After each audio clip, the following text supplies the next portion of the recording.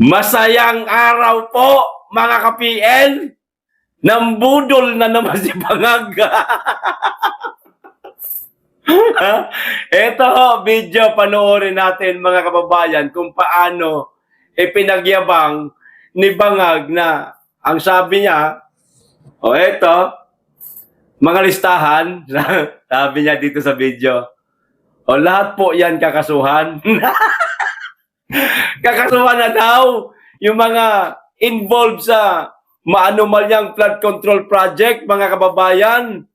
Pero sa listahan, walang Martin Romualdez. Walang Sandro Marcos na merong 50 billion na insertion. Wala yung mga pinangalanan ni Saldico kasama sarili niya. Akala niya siguro, mga kababayan, mauuto niya pa tayo. Mr. President, kapwa mo Bangag ang maniniwala sa iyo, wisit. Ito po, panoorin na kaagad natin ang video para hindi po kayo mainip. Mamaya na po tayo magbigay ng mga komento natin. Ito na. Magandang araw po sa inyo lahat.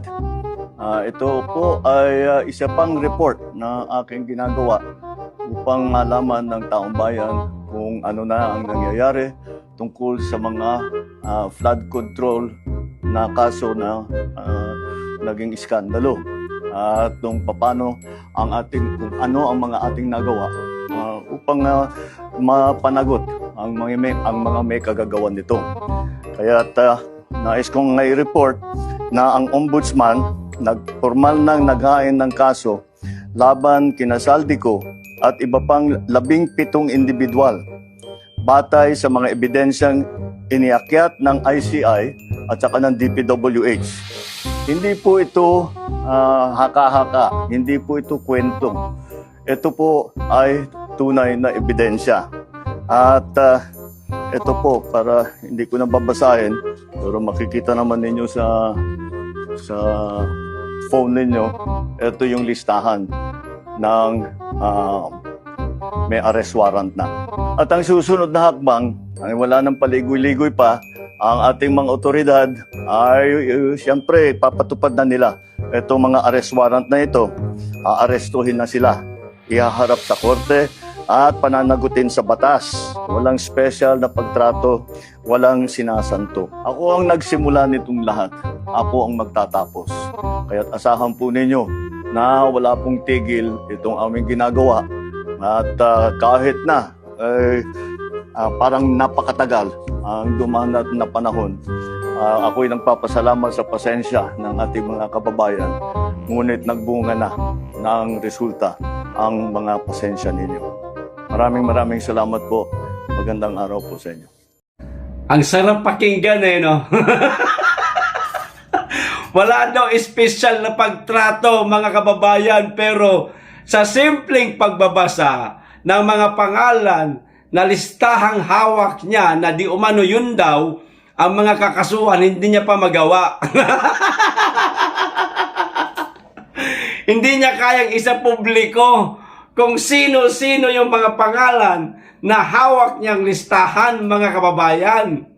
Kasi sigurado, kapag ka nga naman, pinangalanan niya kaagad, binasa niya yung nasa listahan, madidismaya na naman po ang tao. Kasi wala itong mga pinangalanan ni Saldico, especially yung pinsan niyang kawatan na katulad niya.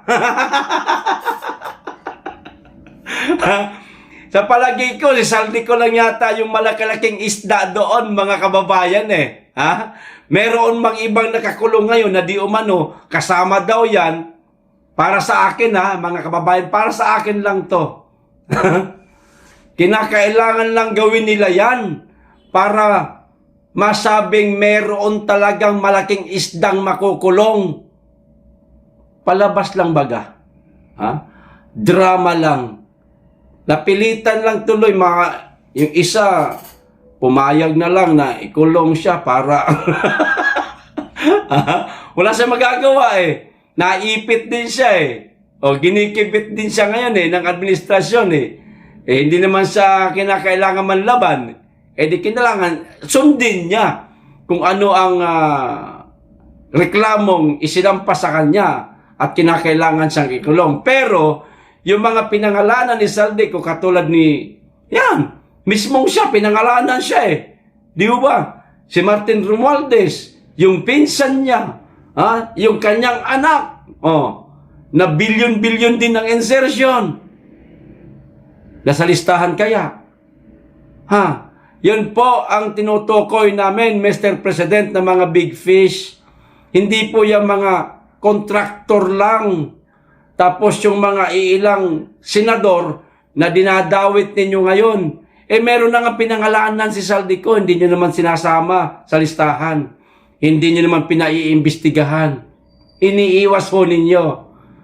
Tuloy, pati kayo, mismong ikaw, Mr. President, gusto na ng ating mga kababayan na isama sarili mo na paiimbestiga. Buti na lang meron kayong immunity, kaya hindi kayo pwedeng imbestigahan sa ngayon.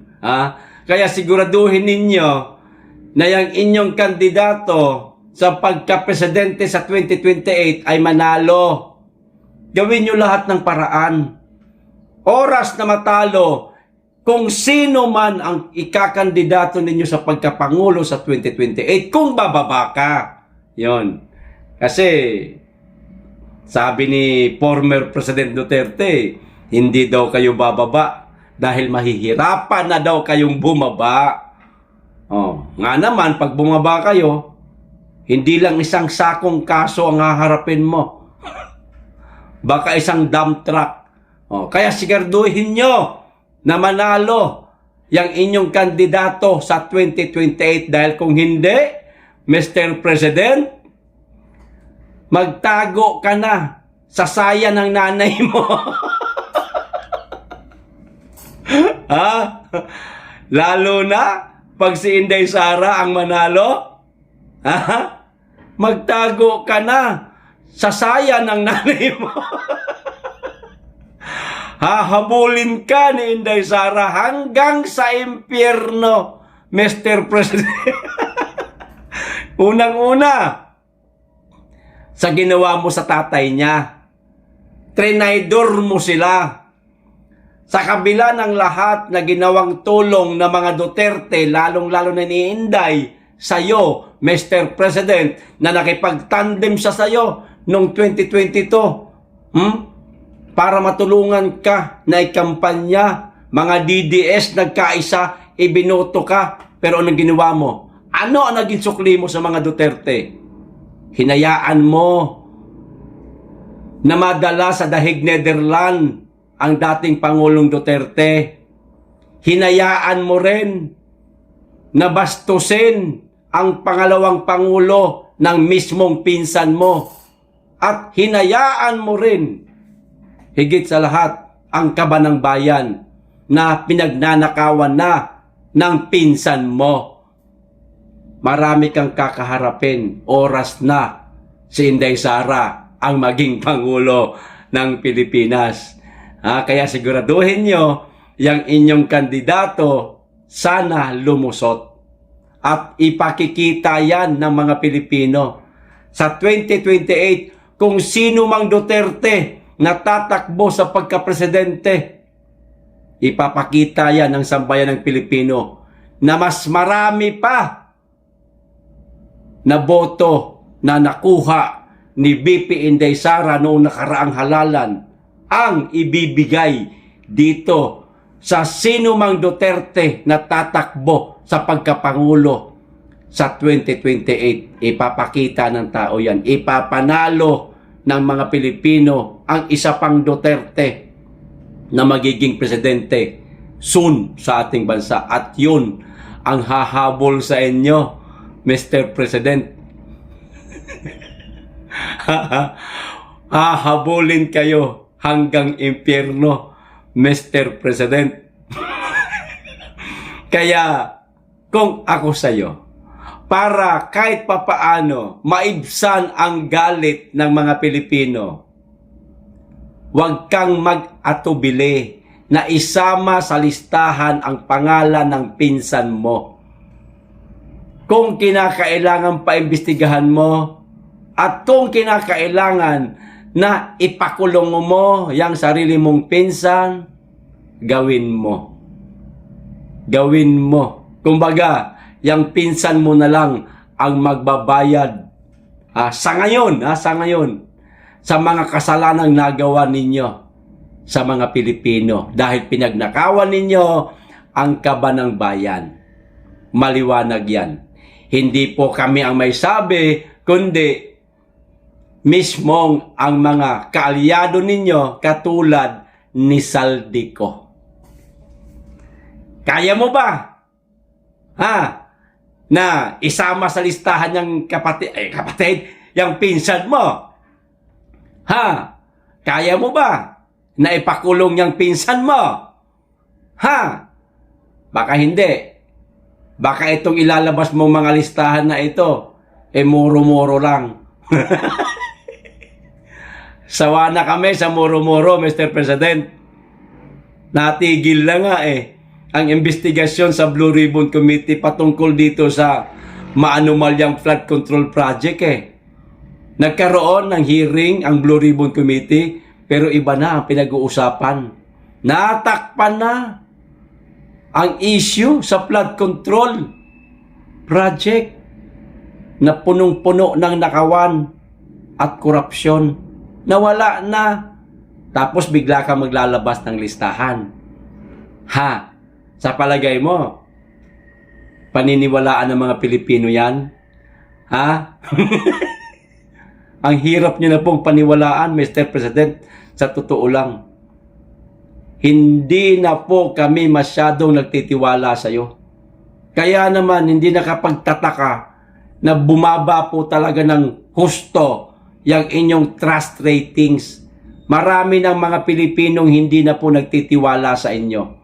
Higit sa lahat, hindi lamang sa mga sinasabi ninyo, hindi nagtitiwala ang mga Pilipino, kundi sa mismong pamumuno ninyo na wala pa kayong nagagawa hanggang sa ngayon. Malapit na po ang 2028 pero wala pa kami nakikita mga big ticket project ninyo. Doon naman po bumagsak ang inyong approval ratings. Kaya lahat ng ratings mo bagsak kasi yun totoo yun ang totoo. Di ba mga kababayan? Ito pa isang balita. Kalimutan na natin yung bangag na yan. Hanggang kwento lang naman yan. Hanggang yabang lang naman yan. Hindi naman yan kayang ipakulong, paimbestigahan ang pinsan niya. Kasi nga naman, kapag pinaimbestigahan niya pinsan niya at ipakulong niya, lalabas lahat ng baho na kasama siya. Lahat may ebidensya na mga hawak ni Romualdez, ilalabas niya yan sa publiko. Kasama si Marcos, kasama ang presidente, hindi lang ako. Baka nga mag-aklas pa yan si Romualdez. Baka manguna pa yan sa rally. Teka, bago nyo ko ikulong. Magrarally lang ako para sa pinsan kong bangag.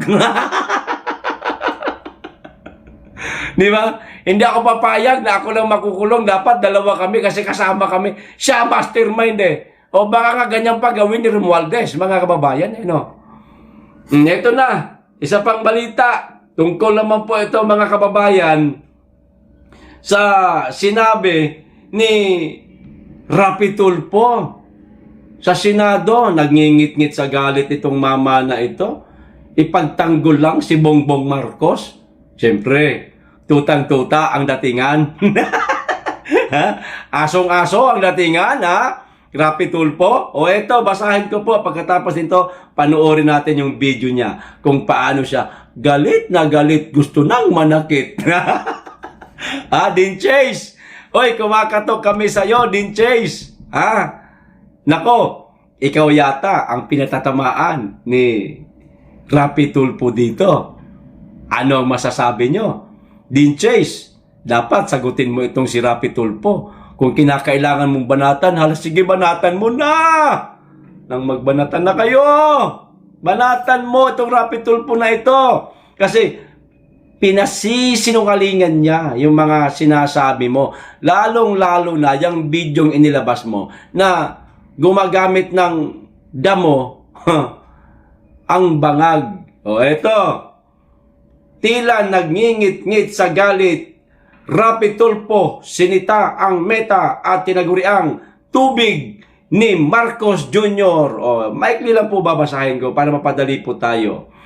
Nagngingit-ngit sa galit si Senator Rapi Tulfo matapos niyang kastiguhin ang Meta Platforms Incorporated dahil sa umano'y mabagal na pagtanggal sa aniyay deepfake video na ginagamit umano para siraan si Pangulong Marcos Jr. Kita nyo na, Dean Chase? Deepfake daw, sabi ni Rapi Tulfo. Papayag ka niyan. Nako, masisira po, Sir Dean Chase, ang inyong credibility niyan. Kasi pinasisunungalingan nitong si Rapi Tulfo na para bagang mas marami siyang nalalaman kaysa sa'yo, Mr. Dean Chase o Sir. Nako, anong gagawin niyo rito? Sitahin nyo na si Rapi, banatan nyo na. Nako, ganda nito. Ito pa, sa pagdinig sa Senate Committee on Public Information and Mass Media, ang committee po nitong itong committee na ito, mga kababayan, ang pinaka-committee ho nito, pinaka-chairman, si Robin Padilla. Pero umaastang chairman ng committee ito, si Rapi Tulfo. Visit na buhay ito. Oh, kinompronta ni Tulfo ang mga opisyal ng Meta kaugnay ng naturang video na kumakalat sa social media mula pa noong Pebrero 1. Ayon sa senador, malinaw na peke at minanipula ang content, ngunit nananatili pa rin ito online sa kabila ng mga ulat ng reklamo. Rapi Tulfo, putang ina naman eh. Peke pa rin ba to? Yung bidyong ipinakalat ni Dean Chase na gumagamit ng damo si Bongbong Marcos, peke para sa'yo? Ipagpalagay nating peke. Di ba totoo naman na gumagamit talaga ng droga si Marcos? Mga kababayan, di ba?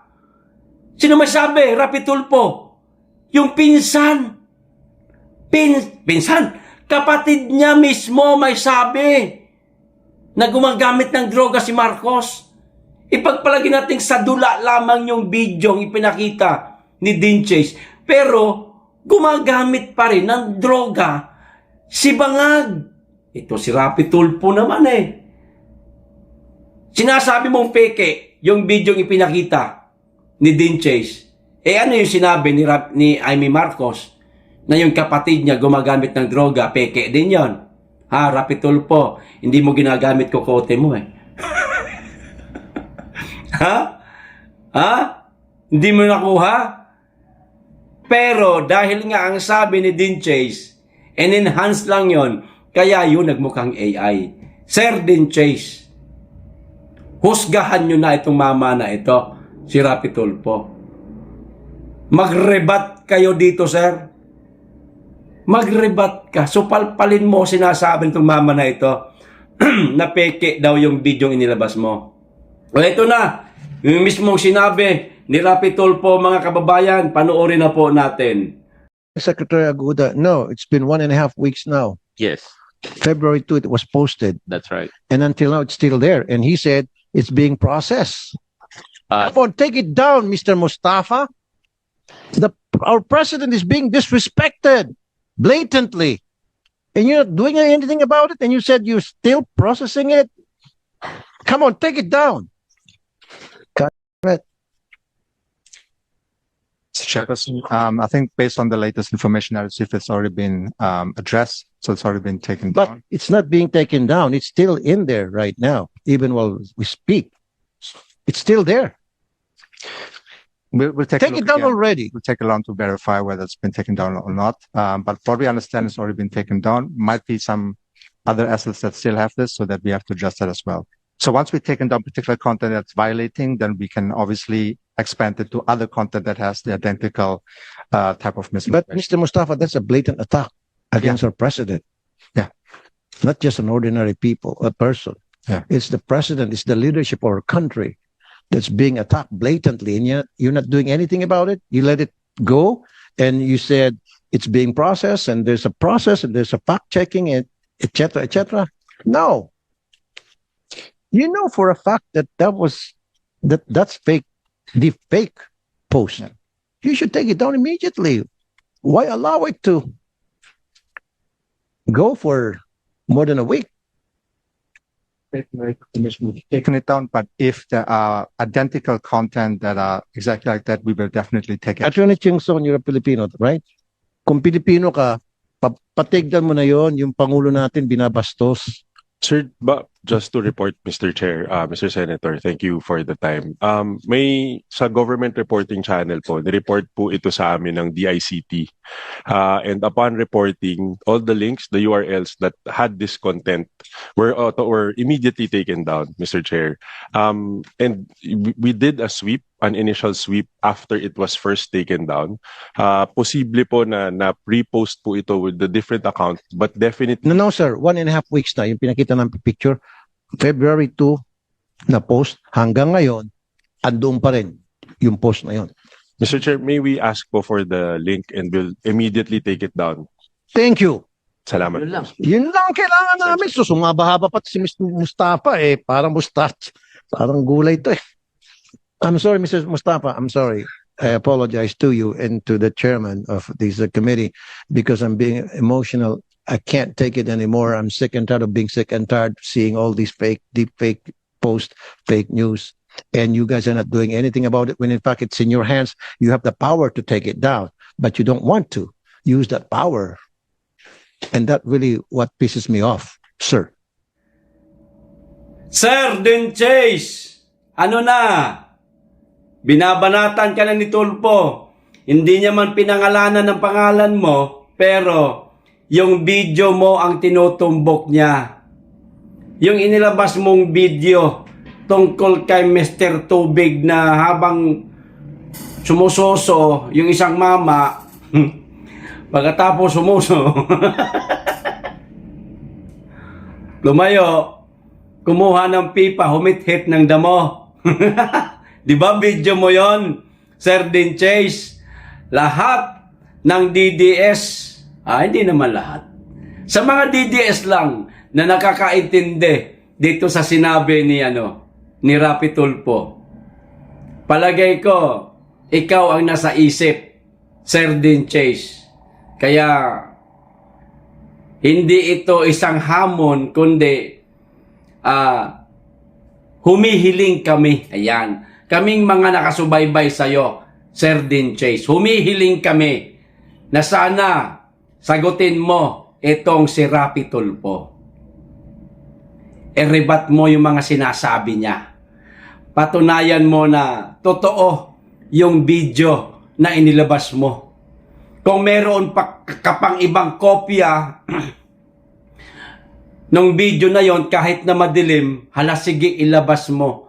Patunayan mong totoo nga at hindi katulad nung unang inilabas mo na parang AI ang datingan kasi parang cartoons na AI na AI. Di bali nang madilim, ilabas mo. Importante maipakita mo sa tao yung pinaka-original na video. Nung videong in-enhance ninyo sa isang application ng video enhancer. Ilabas mo yung original. Di bali nang madilim. Siguro naman meron tayong maririnig doon na mga pag-uusap. Sapat na yon. At siguro naman hindi rin ganun kadilim yon. Maaaring meron din tayong maaaninag kahit papaanong tao na tumayo, sumusoso, at humit-hit ng damo. Ayan. Importante, maipakita mo na totoo yung video at i-rebat mo yung sinasabi ni Tulfo, ang ingay credibility nyo po ang masisira dito, sir. Wala na po makikinig sa inyo. Kapag ka nanahimik ho kayo, dapat nyo tong supalpalin si Rapi Tulfo. Okay, ito pa isang balita, mga kababayan, huli na po ito. Alam niyo ho bang tapos na ang script? Ha? Tapos na ang paghahanda. Tapos na ang paglilinis. At handa na sila, mga kababayan. Kasi malinis na ang bakura ni Martin Romualdez. O eto, ang balita. Ha? Kinumpirma ni Senate President Pro Tempore Panfilo Ping Lacson na irerekomenda nila sa Anti-Money Laundering Council o AMLA na i-track na rin ang galaw ng mga bank accounts ni dating Speaker at late Representative Martin Romualdez. Romualdez bank account kakalkalin. Sino may sabi? Si Ping Lacson. Anak ng tutsa naman, oo. Ilang buwan na ang nakalipas? Ping Lacson. Ngayon mo lang kakalkalin ang mga bank accounts ni Martin Romualdez?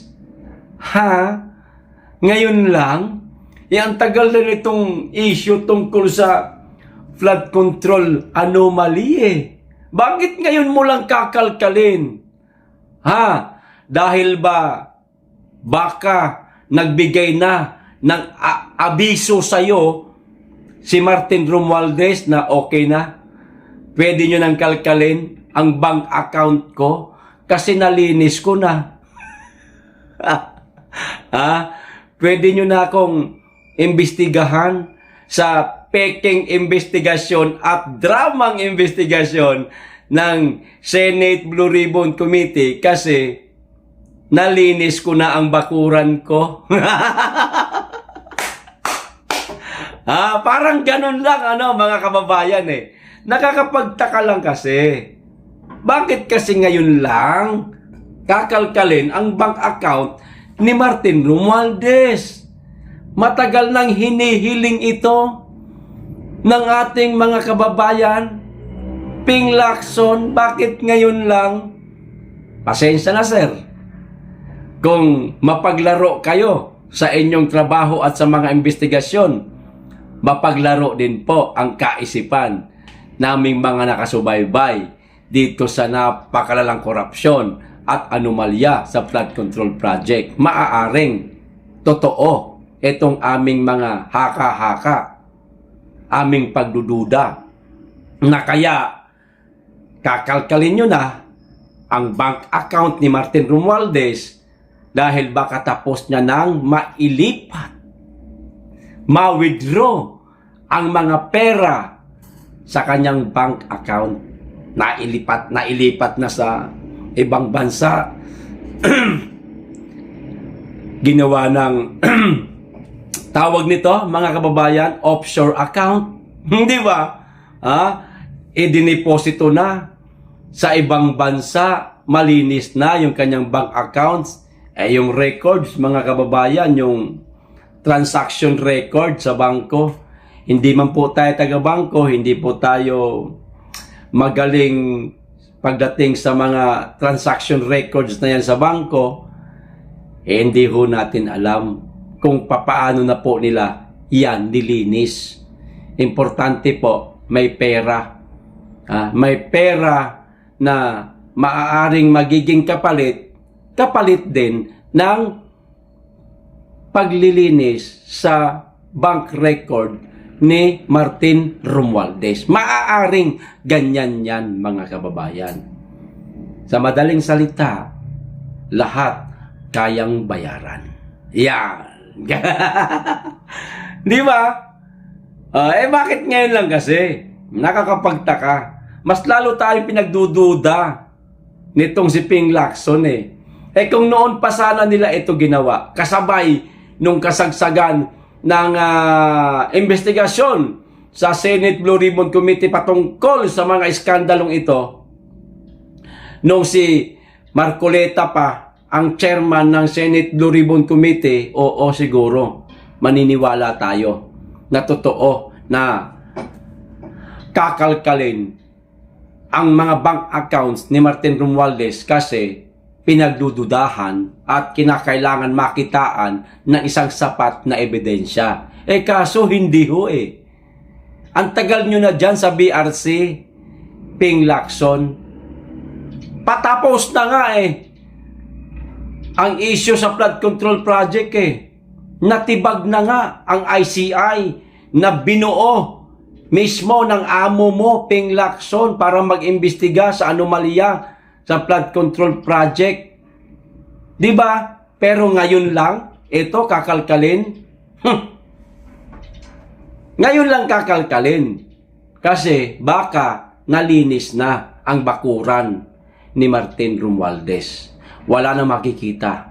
So, absuelto si Romualdez, mga kababayan. Ganun lang. Nila tayo kadali lokohin. Ganun lang. Okay? Hanggang dito lang. Maraming salamat. Mag-iingat kayo lagi at higit sa lahat, mahalin natin ang Pilipinas.